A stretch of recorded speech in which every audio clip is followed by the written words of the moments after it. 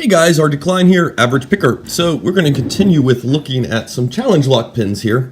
And these are some of my favorite. These are spiky pins. And I kind of very early on developed a fascination with these, and I made a whole lot of them, and I tested them in all kinds of various different combinations and things like that. And part of it's twofold. One, I'm an aging punk, and it's hard, you think of punk culture, we stuck spikes on everything, collars, belts, jackets, if you could put a spike on it, you stuck a spike on it. But the other reason I became fascinated with these was from watching people pick challenge locks. And there's a couple things that go on, like you get the kind of counter rotation, but there's also like where you're kind of manually having to counter rotate the core. And it's a skill that's not practiced very often. And to complicate it even more, to get good manual rotation, you need a really well-fitting tension wrench. And that's just not always very practical. You don't always have an ideal fit in a lock. And I thought, spikes would seem to take advantage of that. And I began experimenting with all these. Now, we've got 6 here, and these 6 all have something in common, and that's that they all don't work or don't work very well. So spiky pins are interesting in that they're very easy to make. They're pretty difficult to get to work well. But we'll take a look at kind of how they behave and how to make them and things like that.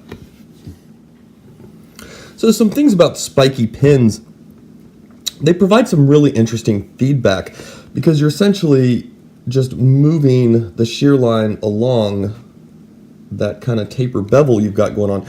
So it takes this constant tensioning while you're lifting, and those two just kind of all of a sudden they come and merge together. As opposed to, say, something like a spool where you keep kind of a constant tension in and you lift and you let the spool do the work of counter rotating the core, and then all of a sudden it snaps into position. The spiky pin doesn't do that. You have to keep moving along it. So one by itself in a lock can make a really interesting little spot in the lock for feedback. But they also slip past the shear line very easily unnoticed. And that's where you start to get into having more than one. If you've ever gotten some difficult spools, you end up in this kind of back and forth sometimes where you're chasing the spools back and forth between falsets. And spiky pins are pretty good at that because they are so pointy, they will get into that shear line very easily. And so that was kind of my original thinking, was you would be in this constant, kind of back and forth, like a feedback loop almost, if you put in more than one, of having to kind of manually rotate the core back and try to feed the core back. And so that makes them pretty interesting. However, they are really fiddly pins. They can be very unstable. They're very easy to make, but they're difficult to make them work well. And they can cause a lot of hanging and snag in the lock. Now, I mentioned using one, and it provides some interesting feedback. Look up here. So really what you want to do is, if you're going to go more than one, you want 2 or 3 is a fairly decent combination for becoming challenging with, but you do want to stagger them just because of their pointiness and how they work and behave in the cores. And, there was the key pins and the driver pins. This is kind of your best setup. Not necessarily all together, you can space them out in the lock, but you do want them staggered. And the idea is that as you have to lift this one, it's going to cause these to drop back down. And that plays into them being difficult to make because you do want them to be as uniform as possible. If you get one down here that's a lot skinnier, it just kind of wrecks the whole entire thing, and you only have to really deal with these. And the skinnier one will tend to drop back into the key chamber fairly easily. You really don't want to match them up with anything else that's pointed, though. And that should be pretty obvious why. We'll take a little bit more detailed look at that. But they just provide too much spacing in the chamber.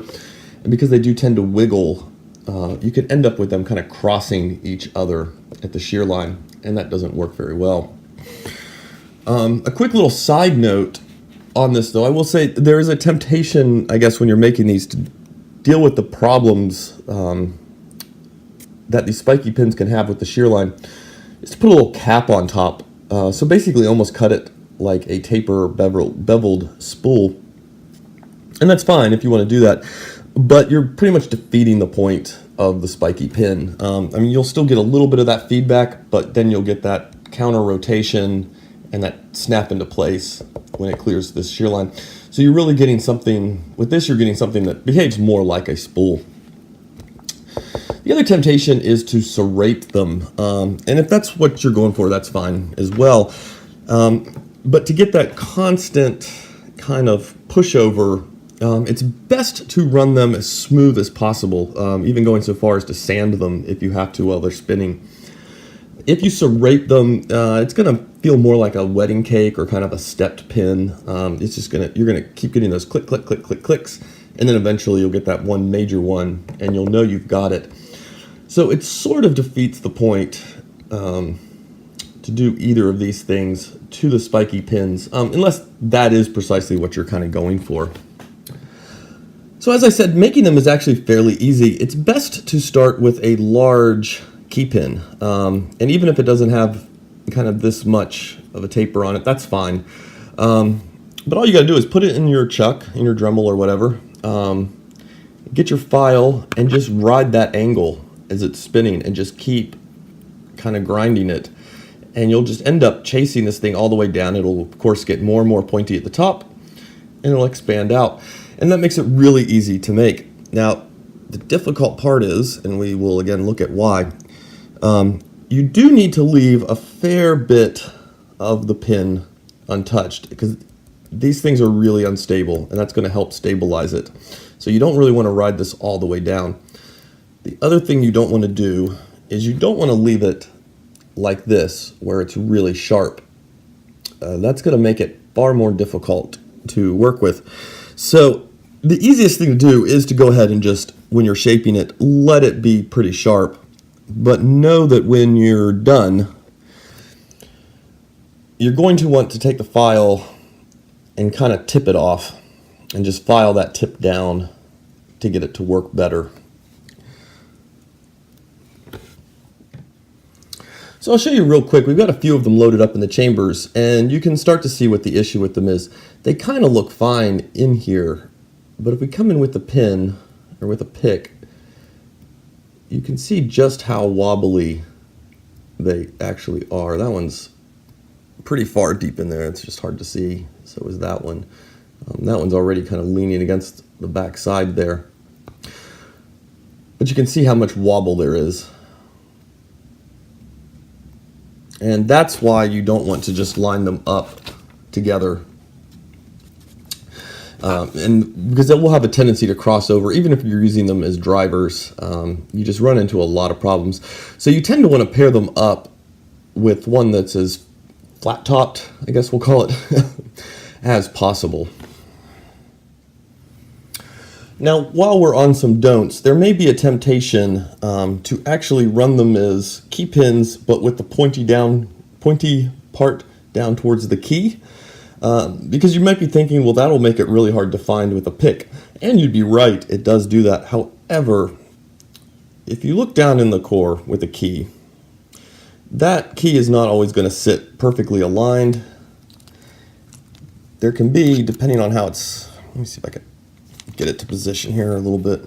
See, we kind of got it, it kind of jostles around in there.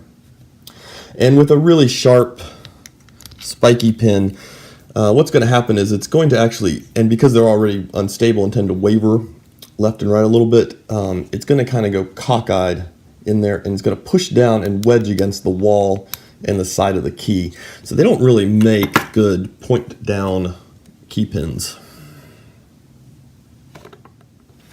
Okay, I'm going to try to hold this key in part way so you can see what it kind of looks like just at the shear line and how little starts to snake through. And depending on what other pins you're making them pick, you know, that can starts getting slipped up in there very unnoticed, like I said.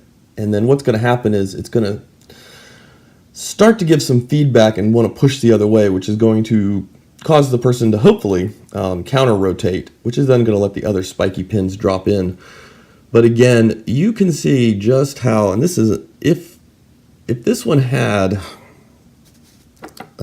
more straight, I guess, untouched part of the pin to it, it wouldn't be quite this wobbly. But you can see just how much gap there is that's going to exist in that chamber all around it. And so when the whole lock is finally done and assembled, you're going to get a lot of snag on doing this. And then in trying to realign it, it's going to become fairly difficult. You tend to have to kind of get it almost in place, the key in its neutral position, and kind of just jiggle it a little bit, and get that pin to just sort of snap in place in the center, in order to be able to get the key in and out pretty smoothly.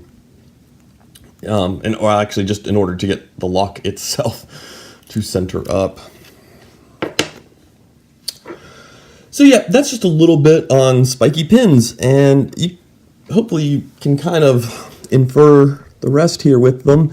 They're just really neat to kind of play with. They are, like I said, they're difficult to get right, but you can see they kind of play into some weaknesses on picking, such as having to manually rotate and just what we're used to feeling as far as when that counter rotation starts and you start thinking in your head, oh, I'm going into a spool or I'm going into a barrel or something like that.